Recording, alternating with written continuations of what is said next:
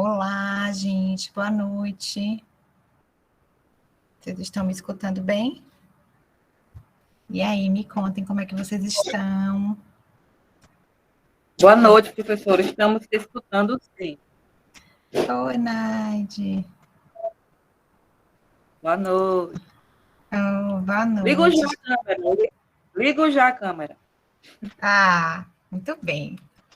Quero ver vocês. Já soube que o Si teve aí sábado. Oh, lá já Oi. apareceu. Lá abriu e fechou. Ficou com receio, foi lá. Já soube que o Si teve aí sábado. Já troquei umas figurinhas com ela. Conversei com ela sobre a proposta da gente aproveitar o estágio, a disciplina dela para a gente também observar pontos. Ah, abriu. Gente, ó, é que eu só passei um batom para disfarçar aqui a cara de cansada. Já soube que. Aí ela concordou, recebi o material que ela tem enviado para vocês. Essa unidade 2, eu sei que tá super light, então, assim, a gente não vai continuar desse jeito light, tá, gente?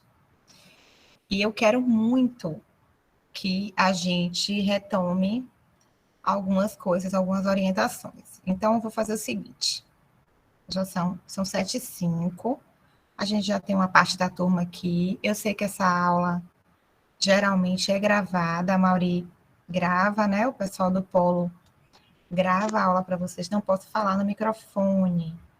Alguém falou. Deixa eu ver o chat aqui. Josevaldo. No microfone, porque eu estou no metrô. No metrô? KKKKK. Olha. Vai para Josevaldo. Josevaldo mora onde que tá pegando metrô, hein?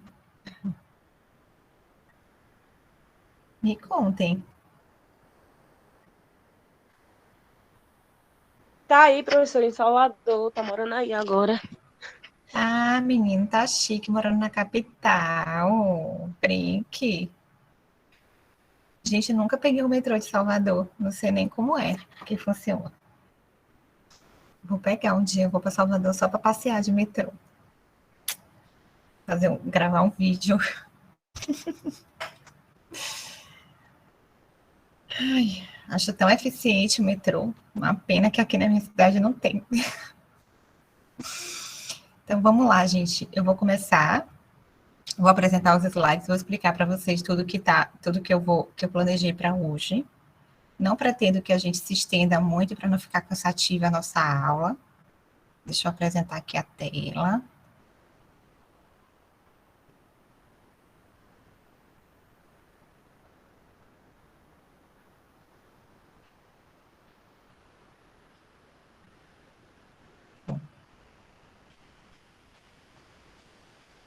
E aí, todo mundo vendo minha tela? Se uma pessoa disser sim, por áudio já tá bom. Então, agora eu deixei de ver vocês. Sim, pronto.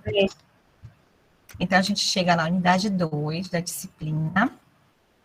E antes de eu começar a falar sobre a disciplina, deixa eu falar logo o que eu vou fazer hoje e volto para a história que eu vou contar. A gente hoje, o que eu pretendo fazer?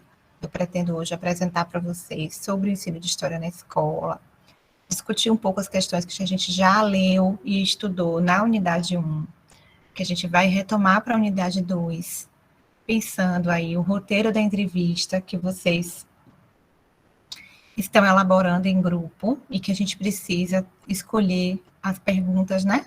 Para fazer um roteiro só, igual de todo mundo. Eu preciso explicar para vocês o que é que, desse roteiro de entrevista, o que é que a gente vai produzir pós-entrevista, né? Qual que é o produto final da disciplina para a unidade 3, certo? E aí deixei para o final as dúvidas e qualquer novidade, qualquer coisa que surgir. Tá bom, gente? Combinado? Deixa eu voltar aqui para a apresentação. Deixa eu abrir aqui meus arquivos, a história. Juro que eu tinha deixado a história aqui em algum lugar. E agora eu não estou achando ela. Peraí, viu? Só me dei um minutinho. que eu vou abrir aqui. E quando a gente procura, a gente não acha, né? Tava aqui, gente. A história estava aqui. Eu abri essa história ontem. Mas é assim, né? Orientação. Aqui. Achei. Alguém abriu aí o áudio. Tá bem altão. Tá bem altão o áudio. Quem é que tá com o áudio aberto? Eulina. Eulina. Seu áudio tá ligado, viu? Eu gosto de avisar, porque, né? O áudio continua. Tá, deu Seu áudio está aberto. Pronto. Então, vamos lá. Já apresentei o roteiro da aula de hoje. Eu vou apresentar para vocês agora a história que eu vou contar, porque eu sempre gosto de contar história. Não contei ainda, né? Não contei nenhuma história para vocês ainda dessa disciplina. Então, vou contar agora. E a história que eu vou contar, gente... Ah, meu Deus. A capa não está na capa. Não sei se vocês conhecem, mas o nome da história é Da Minha Janela, de Otávio Júnior, e ilustrações de Vanina Starkoff. Tá? É um livro publicado pela editora Companhia das Letrinhas. Então, vamos lá para a nossa história. Então, aqui está aqui nossa contracapa. Aqui é a dedicatória do autor. E começa dessa forma, né? Convidar a olhar da sua janela. Vanina Starkoff, que é a ilustradora. Da minha janela, eu vejo o céu estrelado e um castelo iluminado. É gente para todo lado. Quando está muito calor, algumas pessoas trazem o mar para suas casas e o dia fica mais fresco.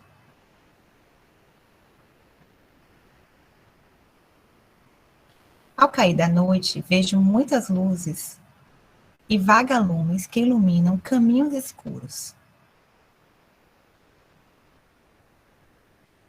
Às vezes, quando chove muito, o arco-íris visita meu barraco e colore um dia cinzento.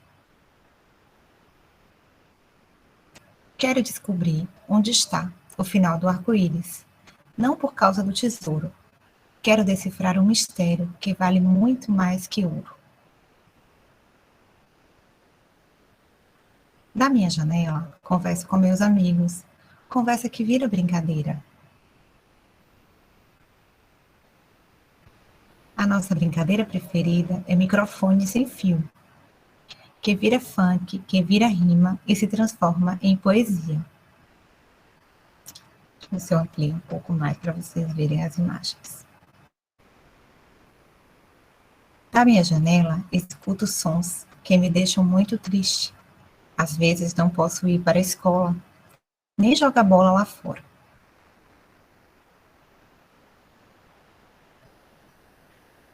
Da minha janela, vejo o campinho vazio, que volta a se encher de gente quando fecho os olhos. Gente que sonha em fazer golaço no Maracanã lotado. Da minha janela, vejo o nascer do sol. Vejo gente para todo lado.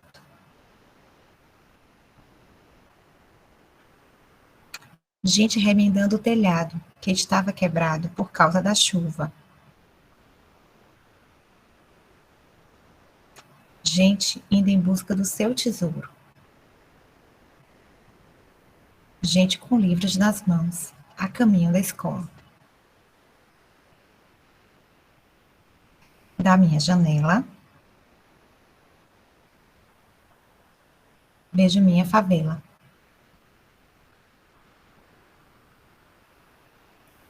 E você, o que vê da sua janela? Uma casa amarela, lá no alto da favela, crianças brincando nos becos e nas velas? E se a sua janela fosse mágica e você tivesse o poder de criar coisas novas? O que gostaria de ver através dela? Então tá aí a história.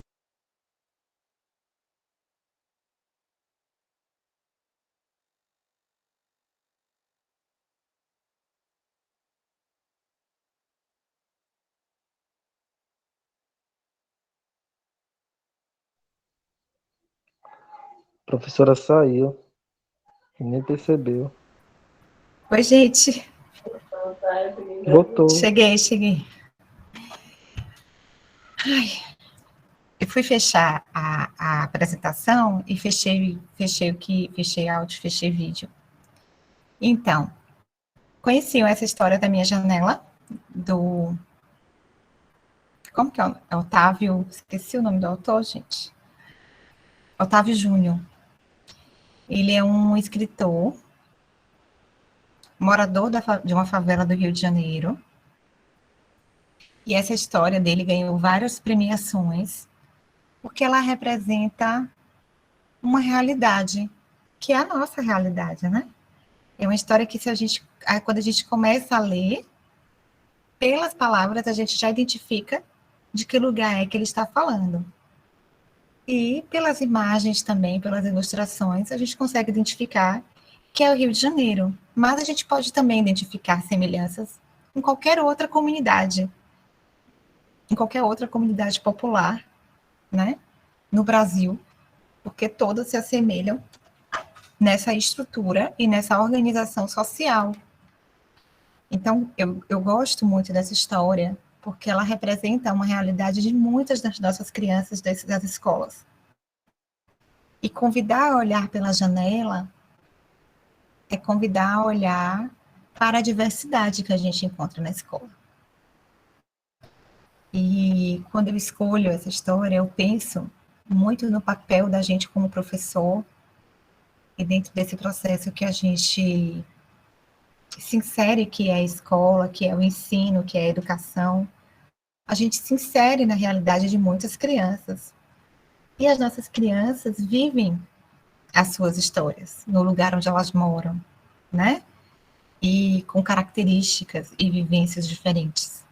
Então, olhar pela janela, para mim, e pensando na disciplina História, é a gente diversificar o nosso olhar, é a gente pluralizar o olhar, é a gente dar lugar a esse olhar de professor que também irá lecionar História na escola, seja na educação infantil, seja no ensino fundamental, seja no ensino médio.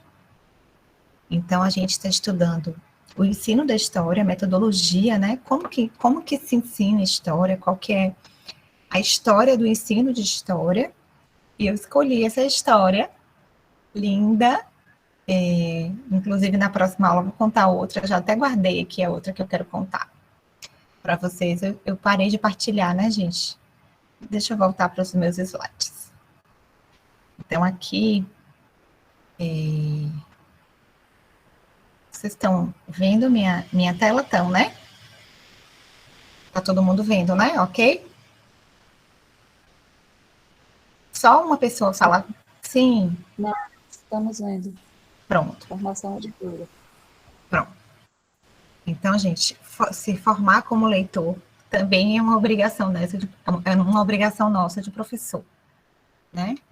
Então, apresentar um livro de história para vocês também é formar vocês como leitores, além de fazer o link com todas as questões que a disciplina e que o curso de pedagogia traz para a gente.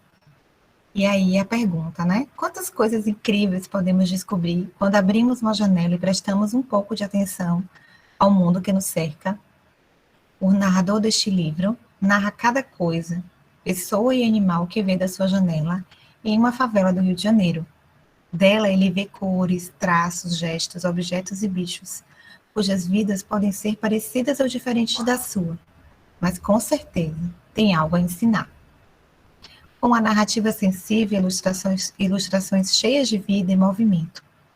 Da minha janela, é um convite a todos os leitores para olharem para as vidas que nos cercam, mas muitas vezes passam despercebidas. E nós, como professores, não podemos deixar essas vidas passarem despercebidas. A gente precisa ter esse olhar atento, a gente precisa ter esse olhar sensível para a realidade de cada criança que a gente vai encontrar na escola.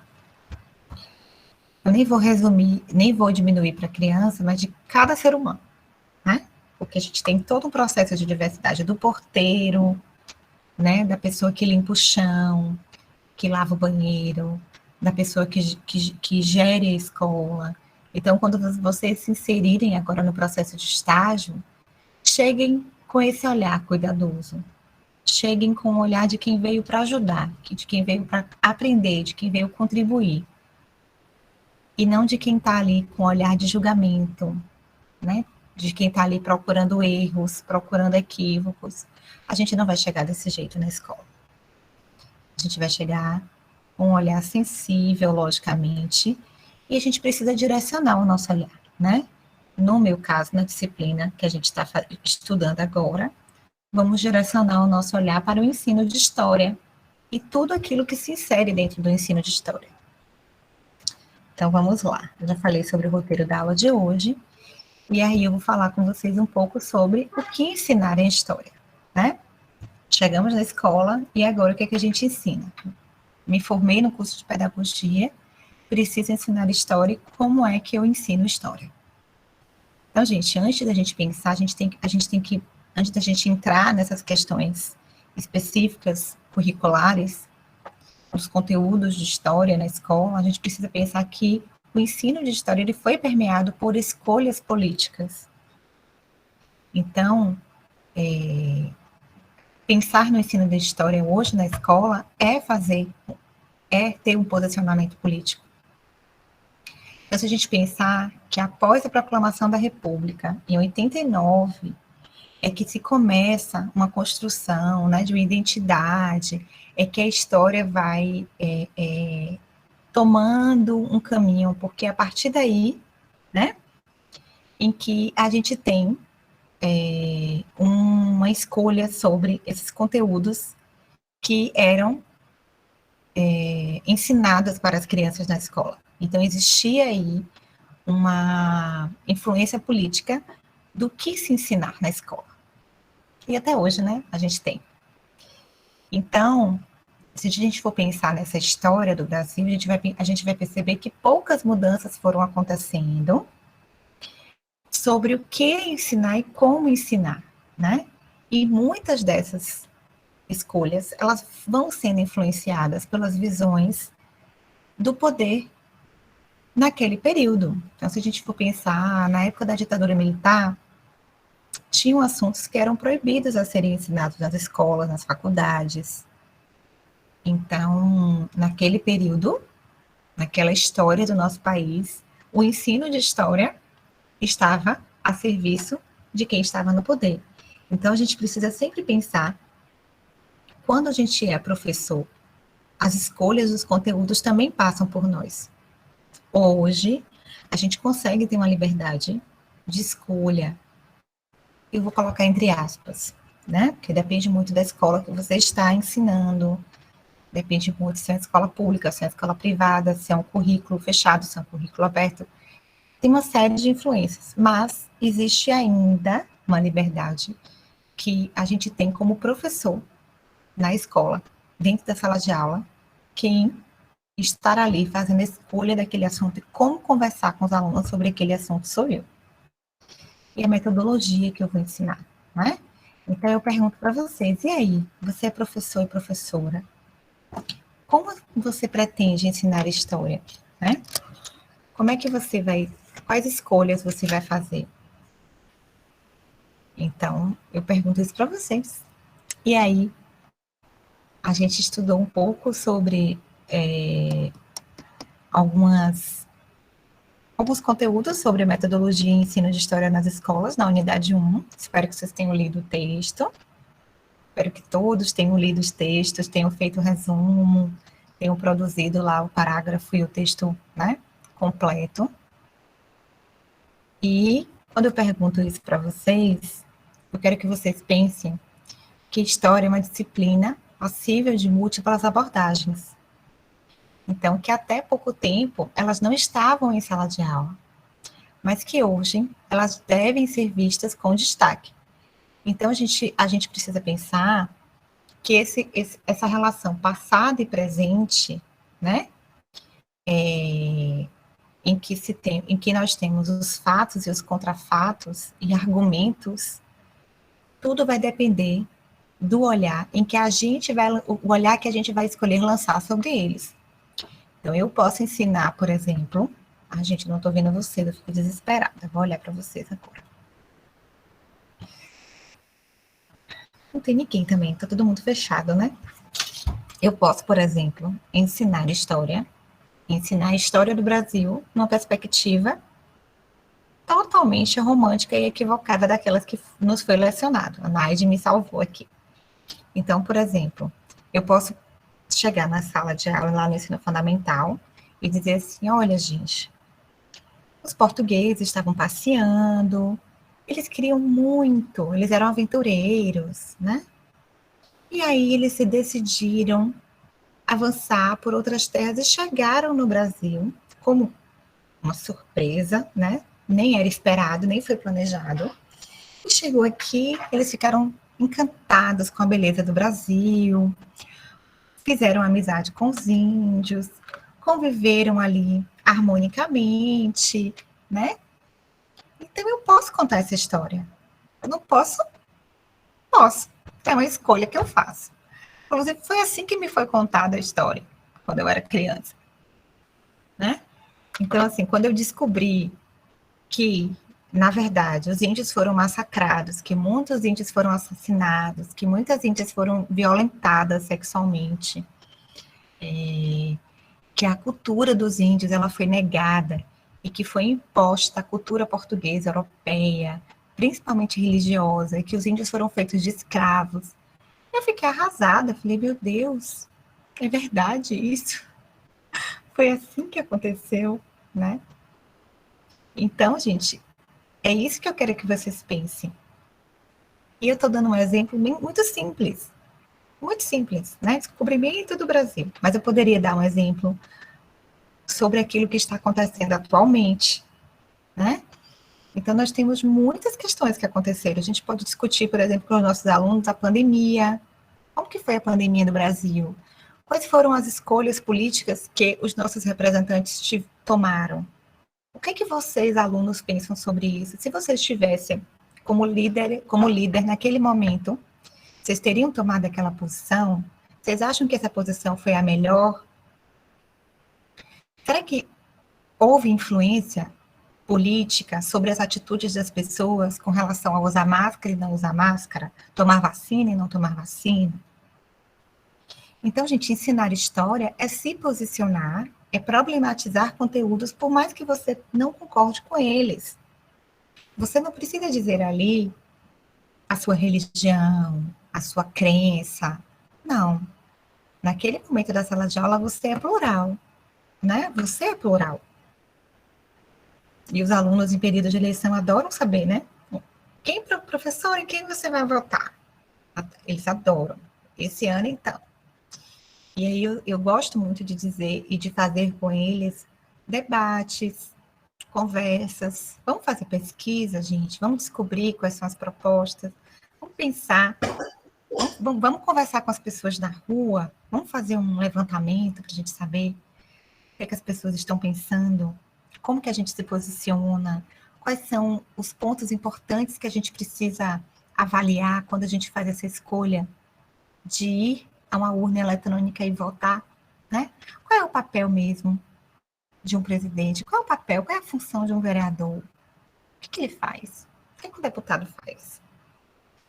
Então, assim, quando a gente está em sala de aula... Oi, amor. Aí nós tivemos que aprender isso no nosso dia a dia, né? Hoje os alunos terão a oportunidade de aprender sobre a política, por exemplo, como você está falando aí, atual. Eu mesmo, né? Eu na quinta série, eu estudei um diachinho de um livrinho marrom, Hum, Eu tive que decorar o livro praticamente quase todo, ainda fui para recuperação, porque sim, até uma colega falou na outra aula sobre datas. Tal ano para tal ano foi uma guerra e não sei o quê, muita coisa, muita informação. Eu acho que desnecessária, né, professor? Hoje em dia não está fazendo falta isso para a gente, não tá, não acrescentou muita coisa para a gente. Pior que foi para fora do Brasil, se for só aqui no Brasil tudo bem, mas a é, guerra não sei aonde, não sei, a história da guerra. Tem essa intenção, essa noção que história, a disciplina história, é a história do passado. Eu entendo assim, né?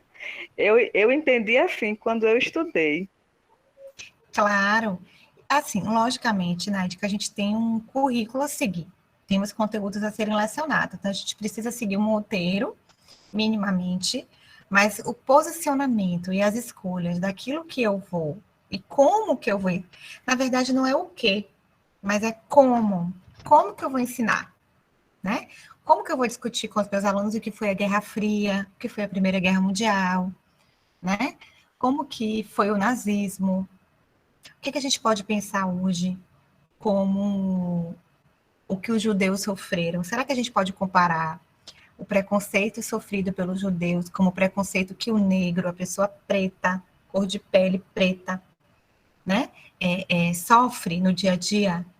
Será que a gente pode comparar a forma como a mulher ainda é tratada no mercado de trabalho, nas relações, com essa história, né, com essa forma que a mulher foi vista no passado, essa mulher que tinha que ser submissa, que não podia trabalhar, que não tinha direito a votar, que não tinha um espaço físico para deixar os seus filhos, né? E que lutaram para construir creches aqui no Brasil. Então, a história da creche, ela vem desse lugar.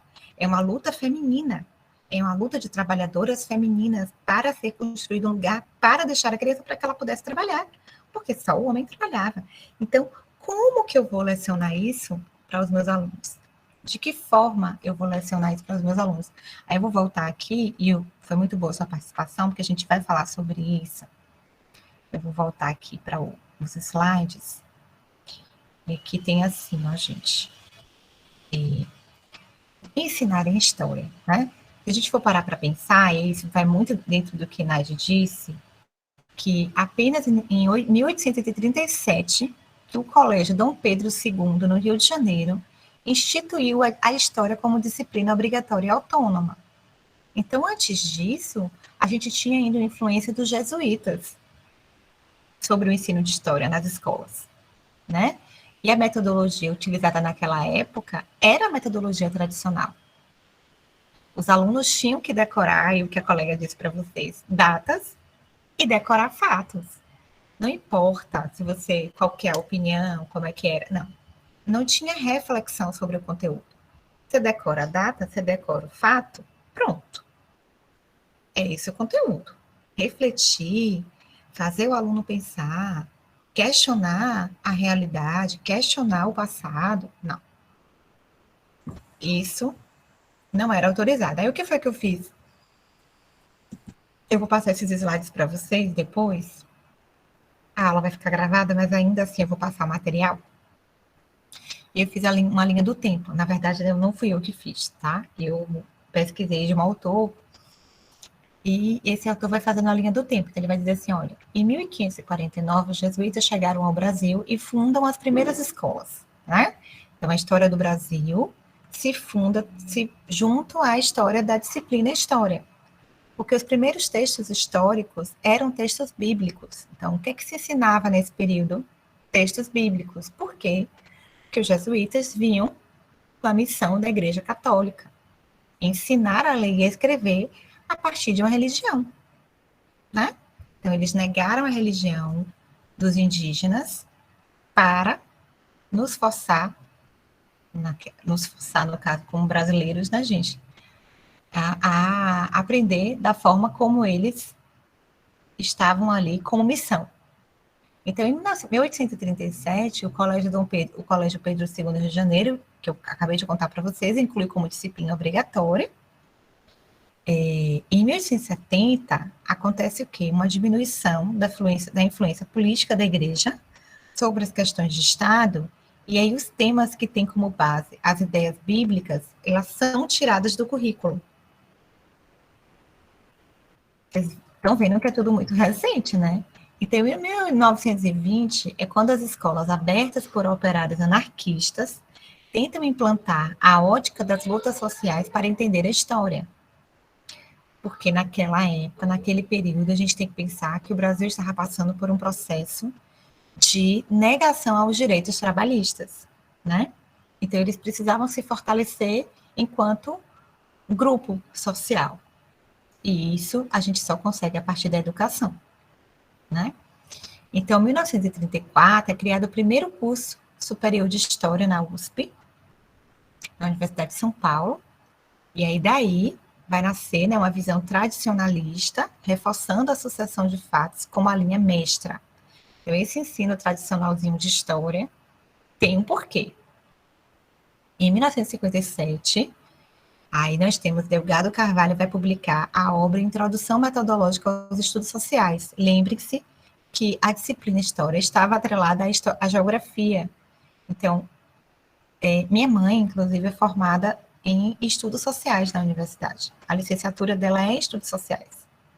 Não existia licenciatura em História sem licenciatura em Geografia, como nós temos hoje.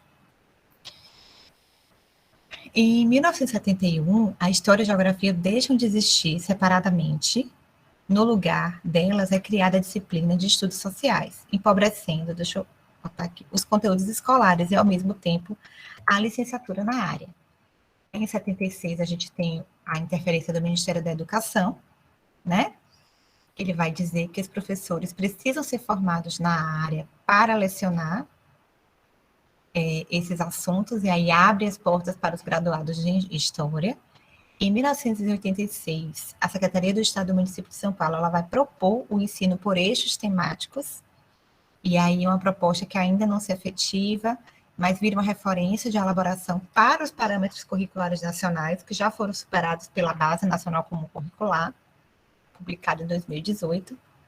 Aí nós temos, em 97, a abolição de estudos sociais de currículos escolares, então deixa de existir estudos sociais e passamos a ter história e geografia de forma separadas, até porque são conteúdos totalmente diferentes.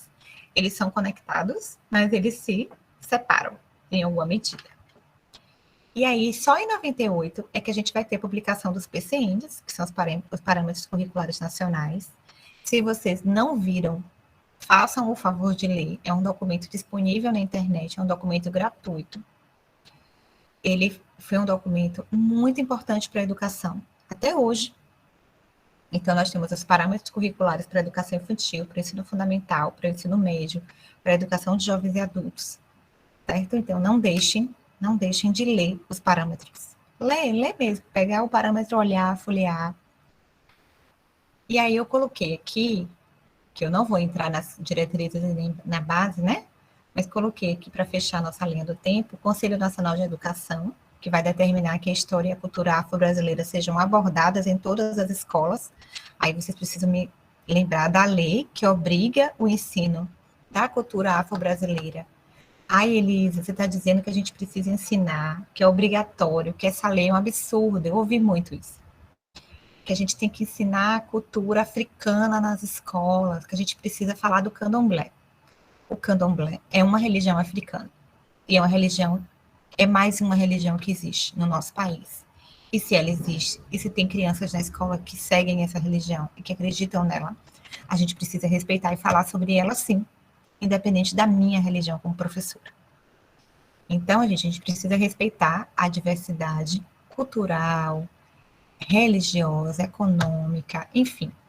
Como professor, eu preciso estar aberta a qualquer tipo de mudança e estar atenta a esses conteúdos em respeito ao meu aluno. Então, eu preciso me preparar como professor.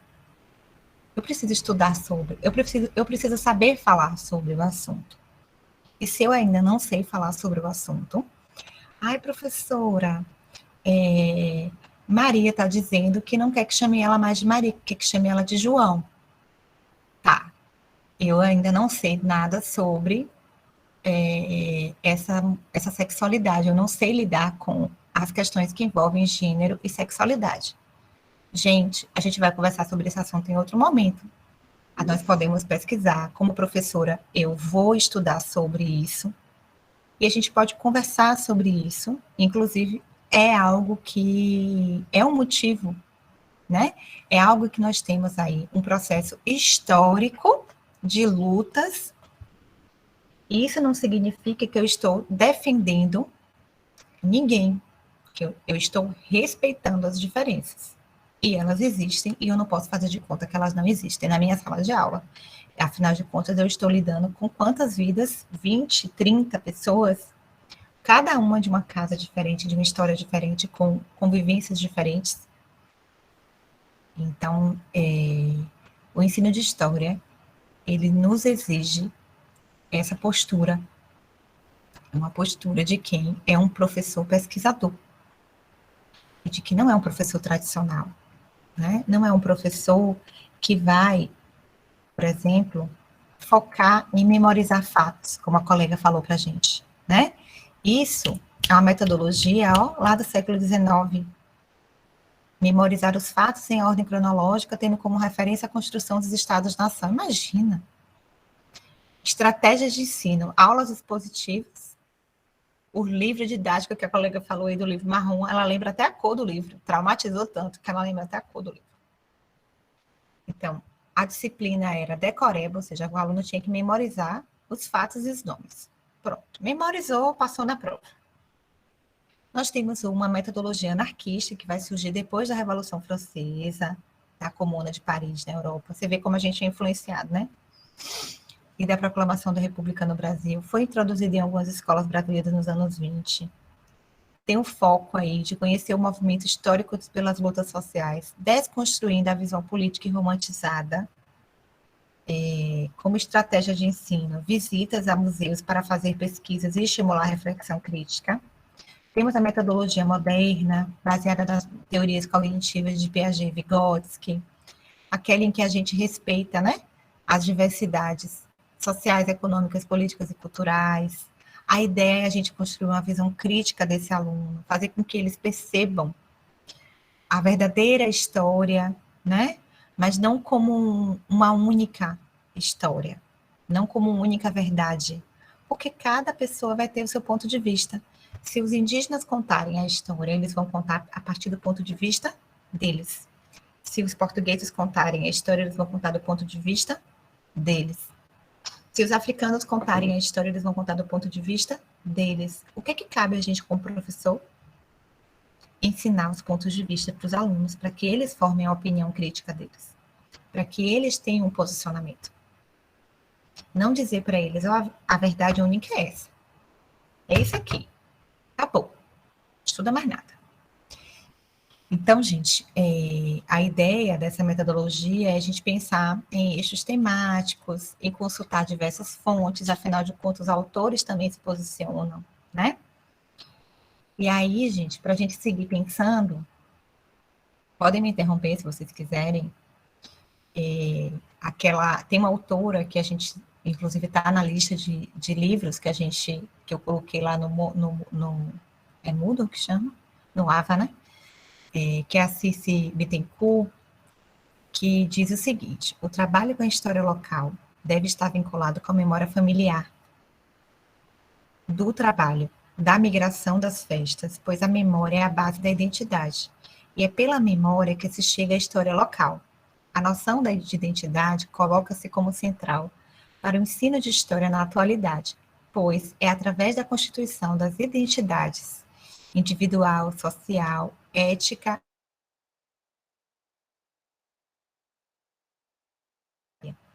Então, essa historiadora, ela vai dizer para a gente que a gente precisa ter muito cuidado com a história daquele local em que eu estou lecionando como professora. Eu preciso respeitar aquela história. Deixa eu fechar aqui só para dar um exemplo para vocês de que quando eu estava lecionando numa escola de educação infantil, que ficava num bairro, teve uma professora que ela fez um projeto de conhecendo o bairro. Não tem um assunto assim, gente? Meu bairro. Não tem um assunto assim nos livros? Pois o assunto era o bairro. Então, o projeto cresceu tanto que a escola inteira se envolveu nele. E aí ela foi, junto com as crianças, estudar o bairro, então, e envolveu vários conteúdos. Envolveu conteúdo de matemática, porque ela fez planta baixa, quantas ruas você anda para chegar até a escola, qual o meio de transporte que você usa para chegar até a escola, tem árvore, não tem árvore no seu bairro, tem jardim, não tem jardim, tem pracinha, não tem pracinha, tem saneamento básico, não tem saneamento básico, tem energia, não tem energia. E aí eles foram entrevistar a pessoa mais velha do bairro, que era uma senhorinha, e ela foi, inclusive, para dentro da escola. Olha só, as crianças aprenderam história, memória cultural na educação infantil. Isso é respeitar. Isso é respeitar a identidade da localização. Estou dando um exemplo, né? Existem diversas formas de a gente pensar nisso. Mas foi um projeto tão bacana. E aí, naquele bairro, tinha um samba de roda, que era muito tradicional. Então, o samba de roda foi para a escola, se apresentar na escola. As crianças aprenderam o que era o samba de roda, como foi que começou o samba de roda, que é um movimento cultural. Tinham as crianças que tocavam, que fazem música. Tinha um professor de música, era um projeto que ele fazia, social, dentro do bairro, eles tiram sons de, como que é o nome daquilo? De coisa de banheiro, de encanamento de banheiro. Então, eles fazem som com aquelas descargas, sabe aquelas descargas brancas que fica assim na parede, que tem aquele canão? Então, eles faziam som com aquilo, com cano, fantástico. Então, a capoeira foi para a escola, então também tinha um grupo de capoeira. Então, vocês percebem que desde a educação infantil dá para se ensinar história, e desde a educação infantil dá para a gente se posicionar de uma forma diferente como professor, e que as diversidades, elas vão aparecer no nosso dia a dia como professor, e que a gente não é obrigado a saber tudo, mas a gente precisa estar preparado para respeitar essa diversidade. Eu me lembro de uma colega de trabalho, e aí aqui eu não quero desrespeitar a religião de ninguém, tá, gente? Ela tem uma religião que não se comemora as datas comemorativas. E por causa disso, a turminha dela não participava de nada da escola. E aí eu fiquei com essa inculcação na cabeça, falei assim, não, gente, mas como é que faz? A religião é da professora, não é das crianças. A escola é pública. O ensino público, ele é religioso? Como é que está lá na lei? A educação pública é laica. A educação pública é laica. Se a educação pública é laica, eu vou me posicionar de forma religiosa? Não, não posso. A não ser que, gente, seja uma escola que era da igreja, ou que ainda é da igreja, e que tem parceria com a prefeitura. Acontece. A gente tem escolas aqui, por exemplo, em Feira de Santana, que são evangélicas, né, que tem parceria com a prefeitura, mas o fundamento da escola é religioso, e os pais sabem, né? E é uma escola que começou com essa origem, é diferente de uma escola inaugurada pela prefeitura, pelo Estado, enfim. A gente tem parcerias com a Igreja Católica, não vou lembrar agora de outras, mas lembrei dessas duas, tá? Então, a gente precisa ter muito, muito cuidado. E cuidado, não estou falando de um cuidado raso, não. É um cuidado de estudar. É um cuidado de ser pesquisador, da gente saber o que a gente está falando. Eu não posso simplesmente não me posicionar. Eu não posso simplesmente me posicionar e não ter fundamento teórico nenhum sobre isso. Como é isso? Não, você é professor, gente. A gente está estudando pedagogia, a gente está estudando diversas disciplinas no curso de pedagogia, sociologia da educação, filosofia da educação, psicologia da educação. É tanta disciplina, não é possível que a gente ainda reproduza um padrão equivocado de professor. Não cabe mais. Não cabe mais essa postura para a gente. A gente está estudando, se aprofundando E a gente não vai deixar de estudar, vocês não vão deixar, porque a profissão exige isso da gente. E como a gente trabalha com gente, a gente está sempre em transformação, né? Como é que eu não vou falar com os meus alunos sobre a pandemia? Impossível. Como é que eu não vou conversar com os meus alunos na sala de aula sobre a guerra da Ucrânia com a Rússia? Se toda hora passa na televisão a notícia. Ah, tá no livro de história? Não, ainda não. Vai entrar, né? Vai entrar. Mas como professor eu preciso saber. Eu preciso saber, eu preciso ler. Preciso ler. E mais de uma fonte. Eu preciso ler um jornal, aquele tradicional que eu costumo ler, mas ler um jornal que é contrário àquela opinião, porque é para formar a minha. É muito cômodo a gente ler e ouvir uma única opinião, que comunga com a minha, que concorda comigo. Mas a cereja do bolo tá em a gente ler o que a gente concorda, mas ler o posicionamento contrário, para a gente poder formar a nossa diversa opinião, para que a gente possa também dizer, não, eu consigo opinar, consigo discordar aqui e consigo concordar aqui, com isso e com aquilo, né? Porque se a gente estudar a guerra da Ucrânia a guerra da Rússia, só pelo ponto de vista da Rússia, a gente vai dizer, que máximo, né? A Rússia tá certa de atacar lá. Joga bomba mesmo, mata todo mundo mesmo. Mas se eu for estudar esse conflito pelo ponto de vista tanto de um quanto de outro e de todos os outros países envolvidos no mundo e como que isso se organizou, aí eu vou ter outro pensamento, muito mais complexo, e vou ter outra opinião.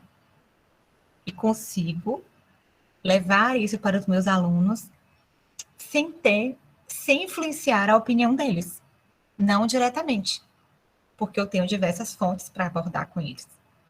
E é interessante escutar a opinião das crianças sobre diversos assuntos, porque todos os assuntos que nos afetam também afetam as crianças. Todos, né? Inclusive, tem um assunto que é super delicado e que eu vejo muitas pessoas evitarem de falar na sala de aula, a morte, por exemplo, né? Quantas crianças não perdem um ente querido, enfim.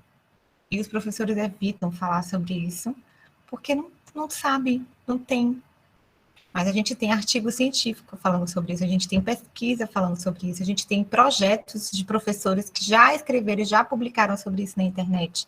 A gente tem livros de histórias para abordar sobre o assunto. Então, não dá mais para a gente dizer que não sabe. A internet, a informação, os meios de comunicação não permitem mais. E agora vocês estão em outra posição. Vocês estão concluindo uma graduação. Não dá para a gente ficar no senso comum. Só voltar aqui para a gente poder concluir. Que eu estou faladeira hoje, né, gente? Faladeira, a próxima aula quem vai dar é vocês. É só escutar. Fica aqui sentada. Ai, meu Deus. Aqui. Então, só para terminar, aqui eu trouxe a fala da Bittencourt, trouxe uma fala ainda sobre a autora, né? Deve-se começar o estudo de história pelo presente, procurando destacar as diferenças e semelhanças dos grupos sociais que o aluno convive socialmente para, a partir daí, ampliar os estudos para outros grupos no presente, bem como no passado. A concepção de história como disciplina formativa aponta para a construção de novas práticas, olha as novas práticas que eu estou falando com vocês, e novas possibilidades metodológicas que potencializam e indicam outras relações educativas no ensino de história, desde o processo de alfabetização da criança. Lá, quando ela está lá na educação infantil, né? Então, eu não preciso esperar ela chegar no ensino fundamental para começar a ensinar história. Lembre do exemplo que eu dei da escola de educação infantil, que trabalhou com as crianças sobre o meu bairro e o quanto que esse bairro tinha história para contar. Então, aí eu trouxe a fala de Silvia Fonseca, que vai dizer assim: pensar nos lugares, nos papéis, na importância formativa da história no currículo da educação básica requer concebê-la como conhecimento e prática social, em permanente reconstrução. É um campo de lutas, um processo de inacabamento, porque a história está sendo construída. Os livros de história já vão ser mexidos, né, para o ano que vem, daí por diante. Um currículo de história é sempre produto de escolhas, visões, interpretações, concepções de alguém, ou de algum grupo que, em determinados espaços e tempos, detém o poder de dizer e fazer. Os currículos de história, sejam aqueles produtos das políticas públicas ou da indústria editorial, sejam os currículos construídos pelos professores na experiência cotidiana da sala de aula, expressam visões e escolhas, revelam tensões, conflitos, acordos, consensos, aproximações e distanciamentos. Então, é sobre isso que eu estou conversando com vocês. Então, para concluir aqui essa parte expositiva, ensinar e aprender história significa desenvolver competências pautadas no conhecimento histórico. Um aluno competente nos estudos históricos é capaz de compreender a história como uma ciência particular, que admite a existência de múltiplas explicações ou narrativas sobre o passado, contudo, sem aceitar o relativismo de todas as explicações sobre o passado. E o presente, mas pelo contrário, entender a objetividade dos processos históricos. Então, gente, não vou continuar lendo, porque você vai ficar muito longo, mas a ideia, eu vou finalizar aqui com essa citação, a ideia hoje era provocar vocês a pensarem, né, um pouco mais sobre a disciplina e a importância que é a gente estar estudando essa disciplina no curso de pedagogia. Pensem que essa disciplina não existia, né? Ainda mais no curso de pedagogia. E aí eu quero trazer para vocês as orientações e quero muito que vocês me ajudem no roteiro que a gente vai fazer agora. Então, a gente precisa pensar no roteiro de observação. Vamos entrar na escola. O que a gente vai observar? A gente vai observar o professor, a gente vai observar o ensino desse professor. Vocês já têm um roteiro que a Elci construiu com vocês, né? A Elci já mandou para vocês. A gente tem o currículo da escola. Quais são os conteúdos? Dá uma olhadinha. Será que a gente consegue ver, quais são os conteúdos de história desse ano? Observar o aluno, a diversidade que eu estou falando para vocês. Será que esse aluno é respeitado? Será que é negada essa diversidade? Como será que acontece isso? Como será que esse aluno se posiciona na sala? E a partir desse roteiro de observação, a gente tem que pensar que a gente tem a entrevista para preparar. Então, vocês já começaram a elaborar o primeiro roteiro de entrevista. Qual é a proposta agora, Pro? A proposta agora é desse roteiro que foi feito, cada grupo fez um, a gente vai construir um roteiro só. E aí eu quero pedir a opinião de vocês o seguinte: como é que vocês ficam sabendo sobre o roteiro de todo mundo para que a gente possa escolher as melhores perguntas? Como é que eu faço isso? Eu pensei de abrir o Moodle, de olhar, mas seriam muitas perguntas para a gente fazer aqui e vocês não iam conseguir visualizar. Aí eu fiquei pensando como é que todo mundo fica sabendo sobre o roteiro de todo mundo. Então, de repente, ou eu criaria um fórum no Moodle, ou vocês entre si, no grupo do WhatsApp mesmo, cada grupo partilharia um arquivo, né, do seu roteiro. Professora, o Oi, áudio amor. da senhora está cortando. O áudio da senhora está cortando. Não sei se é para todo mundo. É para todo mundo, gente? Não, aqui tá ok. Pronto. Eu não consegui Deve ter a pensar. internet de alguns, aqui também tá ok. Para mim Então, também tá normal. beleza. Então, assim, como é que eu faço? A pergunta é a seguinte: como é que eu faço? O que é que eu faço? Eu não consegui pensar em nenhuma estratégia. Como é que eu faço para que vocês elaborem um roteiro só? Para que vocês, entre si, escolham as melhores perguntas para fazer o roteiro de entrevista. Eu não quero eu escolher e dizer assim, é esse o roteiro. Não. Eu quero que vocês escolham o roteiro e esse é o dever de casa para a última semana da unidade 2. Todo mundo conhecer o roteiro de todo mundo e todo mundo junto, é impossível todo mundo junto, mas dentro de uma possibilidade da gente escolher um roteiro só. Ó, Pro, essas foram as melhores perguntas, é esse o roteiro que vai ser, porque esse é o dever de casa. Aí, o que a gente vai fazer depois? A gente tem a entrevista, né, que vocês vão fazer. É importante que vocês peçam autorização à professora. A gente pode gravar essa entrevista. Quando a gente grava por áudio, o celular da gente tem um lugar de gravação de voz. É bom porque depois vocês vão conseguir escutar, porque a memória da gente ela engana a gente, né? Eu acho que vídeo as professoras não gostam muito, não se sentem confortáveis. Então, peçam autorização para fazer a gravação, certo? A gente gostaria muito de poder gravar a nossa entrevista, nosso roteiro é curtinho. Se ela não autorizar, não tem problema. Vocês vão anotar mesmo. Nada de entregar o roteiro para a professora e ela ter que escrever a resposta para vocês. Não é esse o nosso objetivo. Nosso objetivo é o que ela vai narrar, o que ela vai contar. Tá bom? A gente não vai dar mais um dever de casa para a professora. Já basta o que ela já tem de trabalho. Pós-entrevista. O que a gente vai fazer? A gente vai digitar essa entrevista, se possível. Vocês precisam digitar ela. E depois dela digitada, a gente precisa escrever, analisar essa entrevista e escrever um texto. É esse o trabalho da terceira unidade, certo? Refletir sobre a prática a partir dos conhecimentos teóricos sobre o tema. Ficou claro, gente? Ainda não está publicado lá essa explicação da terceira unidade. Por que você está falando isso agora, Pro? Porque eu quero que vocês entendam o todo, para vocês depois não falarem, ai, meu Deus, não fiz isso, esqueci aquilo, a Pro não falou. Eu já estou falando agora, vocês já estão sabendo qual que é o interesse, por que a gente vai, caso, né, por um acaso, se a entrevista não acontecer, eu acredito que todo mundo vai conseguir fazer, por quê? Porque vocês estarão fazendo o estágio. Ai, Pro Elisa, mas o estágio vai ser em dupla, vai ser em trio. Desmembra o grupo, e o dever de casa vai ser feito por aquele grupo que fez aquela entrevista naquele lugar com aquele professor. Certo? Por quê? A entrevista que Naide e Marta vai fazer é uma. E entrevista, o que a professora vai conversar com não sei quem, apesar de serem as mesmas perguntas, são seres humanos diferentes. Ok, gente? Deixa eu ver se eu tenho mais alguma coisa aqui. Não. Para aqui a apresentação. Parei a apresentação. Então, só para fechar, eu botei aqui um negocinho bem bonitinho. Porque que aquela música, que eu não vou cantar para vocês, mas da janela lateral do quarto de dormir. Então, coloquei aqui as janelas coloridas.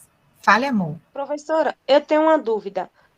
No caso, a entrevista com a professora vai ser na semana 3, que seria a próxima semana, ou na terceira unidade?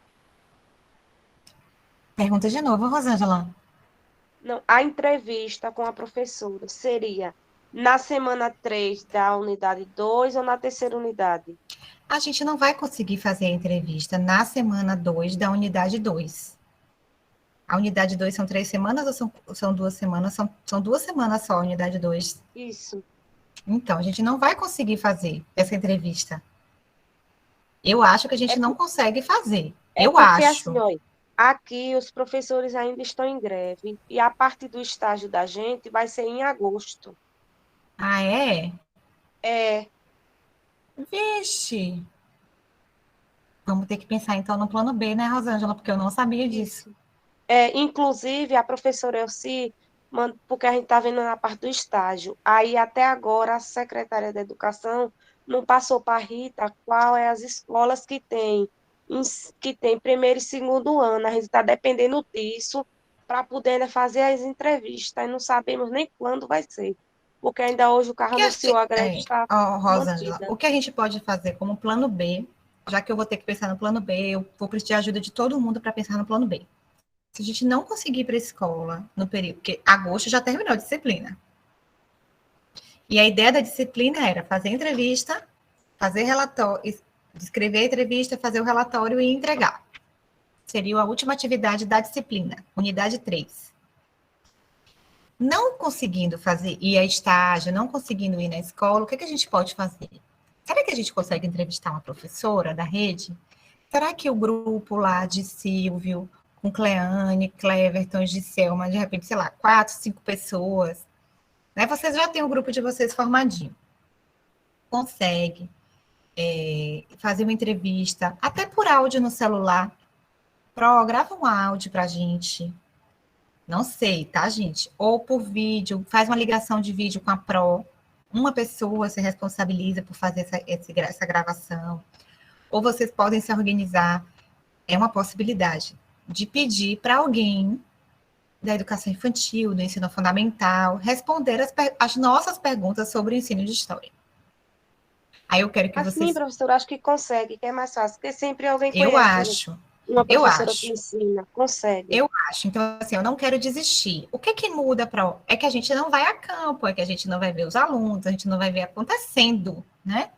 A gente vai conseguir ter o quê? A resposta da professora. Então, eu quero que vocês pensem nisso, para a gente não mudar tanto o nosso roteiro da disciplina. Tá bom? Professora, Diga, Silvio. inclusive a Elci falou que, mesmo tendo a greve, é de obrigação o gestor estar presente e a diretoria estar presente na escola. Sim, com certeza. Tem alguns casos que eles vão ter que ir, né? Então, não custa nada a gente tentar, né?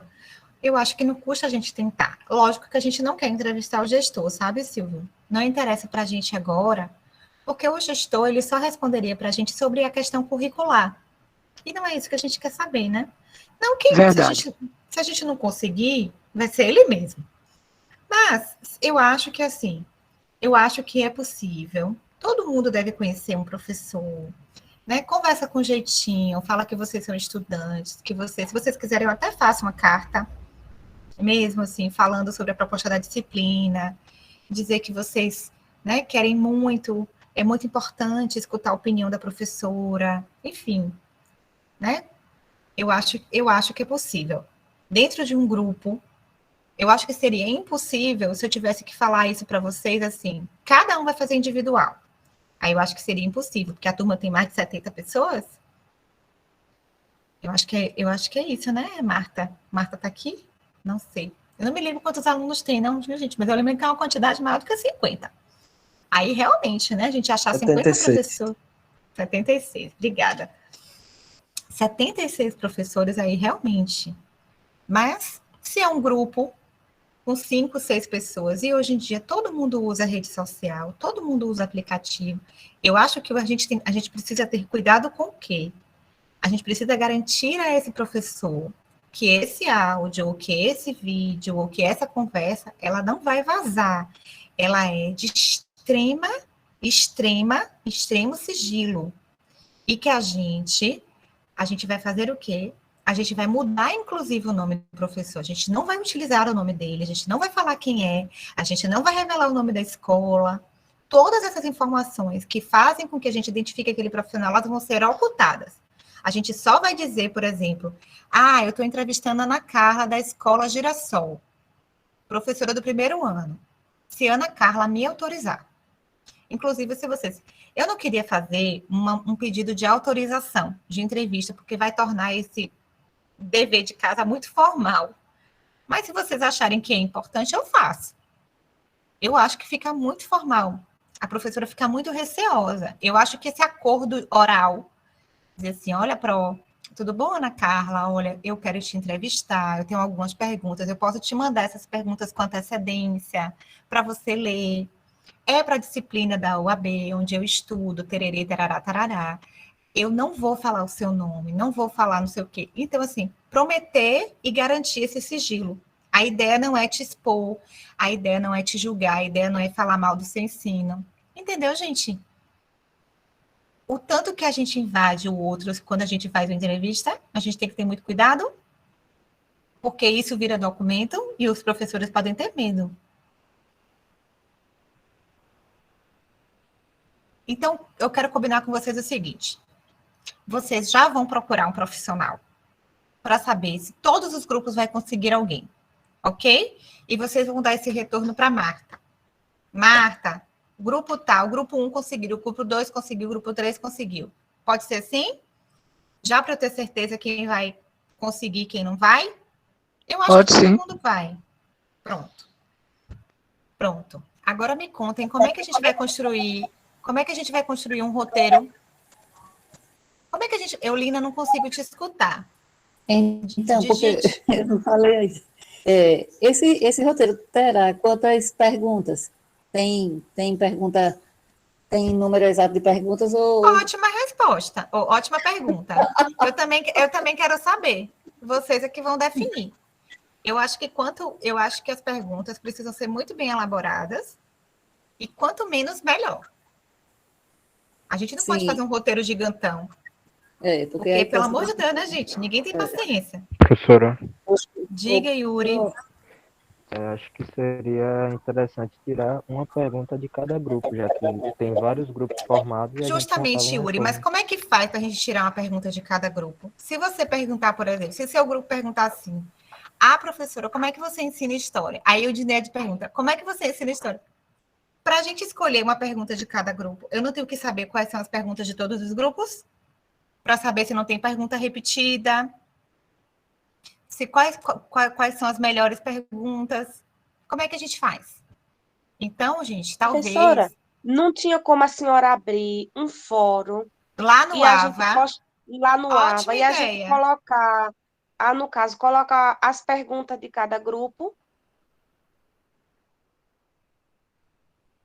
Por exemplo, meu grupo tem 6 pessoas, aí a gente fez, cada uma fez uma, ficaram 6 6 perguntas. perguntas. E aí, Isso, uma pessoa do grupo posta 6 perguntas. Então, a gente tem isso. quantos grupos ao todo? Nem sei. Acho Agora que não vou são me lembrar. 13. 13 grupos. Então, a gente vai ter 13 vezes 6. Se cada grupo tem 6 pessoas e cada grupo fez 6 perguntas, a gente vai ter um tantão, né? E aí, eu vou criar esse Os que fórum, tem então 7, fica. tem os que tem 4, tem os que tem mais. Mas o seu grupo fez 6. Mas pode ter grupo que fez 5, pode ter grupo que fez 10. A gente não sabe. Por quê? Porque eu não estipulei a quantidade. Eu não falei para vocês, gente, vai tirar 10 quem fez mais. Não falei. Então, eu acho que é uma ideia boa, Rosângela. Não consigo pensar em outra. Vou criar um fórum. A gente posta lá no fórum. Todo mundo vai ter que ler as perguntas de todo mundo. E lá no próprio fórum, a gente pode fazer a escolha, né? Ou todo mundo lê de todo mundo. E aí vocês podem ir conversando no fórum e reelaborando as perguntas, ver quais são as perguntas repetidas, o que aparece em todo mundo, e fazendo as escolhas, porque a gente precisa escolher um roteiro só. E aí, o que eu posso fazer? Eu posso marcar uma aula só para a gente ler o roteiro que vocês escolheram. Gente, o roteiro vai ser esse. Porque aí, o que eu faço? Eu pego esse roteiro de vocês e formato ele bonitinho e todo mundo posto lá e todo mundo vai ter que fazer essa entrevista igual, com as mesmas perguntas. Pode ser assim? Eu vou escrever isso num textinho para ficar bem amarradinho para quem não está aqui, entender o que foi proposto. Tá bom? Combinado, gente? Para a gente poder ir tomar sopa, tomar Assim fica banho, bom. descansar. Professora, Aqui tá um calor. Tô doida para tomar banho. Fale, Cleverton. no caso aí, a senhora tem que ver, como o Yuri deu essa ideia aí, de ser cada grupo uma pergunta, se tem 13 grupos, seria 13, um roteiro com 13 perguntas, mas não tem grupo Eu com acho, esse número. eu acho O muito máximo é grande. de 8 pessoas, no máximo. Não, a gente não vai fazer 13 perguntas, não. 13 Então, perguntas é muito. exatamente isso que eu estou dizendo. Então, essa possibilidade que o Yuri colocou, infelizmente não tem como acatar. Se a senhora está dizendo que é para escolher apenas um roteiro, e se a galera escolher um roteiro de um grupo Não, de entenda, Cleverton. O roteiro que a gente vai escolher não vai ser do grupo. Vamos criar, então, um roteiro com as A gente vai perguntas. criar um roteiro com as perguntas de todo mundo. Porque estava dando para entender que a ideia é escolher. Não, senão não faz sentido, né? Pois Aí eu mesma falaria assim, o roteiro de não sei quem tá melhor. Então todo mundo vai seguir esse. claro. E o objetivo da atividade não é essa. Então a Entendeu? ideia é assim, a ideia é para nós criarmos um próprio roteiro a partir dos roteiros que já estão feitos. Isso. E todo mundo vai contribuir com todo mundo. Ficou claro agora. Eu vou tentar escrever isso num texto para postar como fórum. Combinado? E vou explicar a Nicássia, que está acompanhando vocês. Nicássia é maravilhosa, né, gente? Vou explicar a Nicássia, que está acompanhando vocês, a Marta. E qualquer dúvida que vocês tiverem, vocês perguntam para... Vocês têm meu contato? Perguntem para a Marta e Marta me manda. Pergunta para a Nicássia e Nicássia me manda. Vocês já deviam ter, porque eu já mandei meu contato para vocês há um tempão. Já teve grupo, já desfez grupo, já criou grupo. Ou então eu peço para a Marta me botar no grupo. Eu falo, Marta, me bota no grupo. Inclusive, o outro trabalho que a gente já postou deu uma bagunça que ninguém entendeu nada. Porque a gente postou uma coisa, depois era outra coisa. Não tem nada não, não tem nada não, Rosângela. E acabou postando do mesmo jeito. Aí... Não tem nada não. Eu conversei com a Nicássia, ela vai avaliar vocês do jeito que vocês entenderam. Acontece. A comunicação é uma coisa, minha filha, ajuda, mas atrapalha. Pior que Ainda mais quando ela não é clara, né? A gente não está se vendo presencial. A gente só tem uma aula uma vez na vida, né? Eu não quero falar essa expressão. A gente tem uma aula de vez em quando, de caju em caju. Então, acontece isso. Mas não se preocupe, não. Ninguém vai ser prejudicado por causa disso. E meu objetivo não é esse. Não é fazer ninguém ser reprovado. Então, professora, estou tentando ser uma professora moderna, hein, gente? Estou seguindo aí a metodologia da modernidade, tá? Ô, professora, outra coisa. Inclusive, esses 2 trabalhos que a senhora colocou, tá lá no AVA como tarefa, só que não tem data para ser postado. E teve grupos que já postou como tarefa. O roteiro. Isso. Tem nada, não. A data, na verdade, a data final da tarefa, ela termina no final daquela semana. Aquela tarefa foi para a semana 1. Então, ela termina na semana 1, né? Como a gente agora vai criar o fórum, e a ideia é todo mundo publicar lá no fórum o roteiro de todo mundo, quem não postou ainda vai postar, e quem já postou, já está postado. É porque, assim, no fórum todo mundo vê, né? E lá como é tarefa, a gente não vê para poder avaliar. Isso, exatamente. Todo mundo vai ver. Vou criar este fórum. Não vou criar agora não, sabe por quê? Porque agora já estou cansada, mas amanhã eu crio. Então, cheiro, gente. Um cheiro, um beijo, um queijo, boa noite. Boa noite. Boas perguntas, Rosângela. Qualquer dúvida, pode continuar perguntando, porque a dúvida de vocês, a dúvida de um pode ser a dúvida de todo mundo e a pessoa não pergunta. Isso. E aí vira esse emaranhadão. Então, pode continuar perguntando, viu? A gente está aqui para isso. Tá joia? Então, espero que vocês tenham gostado do nosso encontro de hoje. Se precisar, eu marco outro para a gente amarrar bem direitinho esse roteiro de entrevista. Tá bom? Tá certo. Nádia, minha linda, ó, coração para você. Nádia vai tirar... Gente, Nádia já passou, viu? Nádia, ela tem 10 em todas as unidades. Até a 3, que não existe ainda, ela já tem. Só para dizer para vocês. Ou notícia boa, professora. Eu só lamento quem não abre a câmera, porque já perdeu a oportunidade. Beijo, gente. Boa noite, professora. Boa. Beijo, boa noite, turma.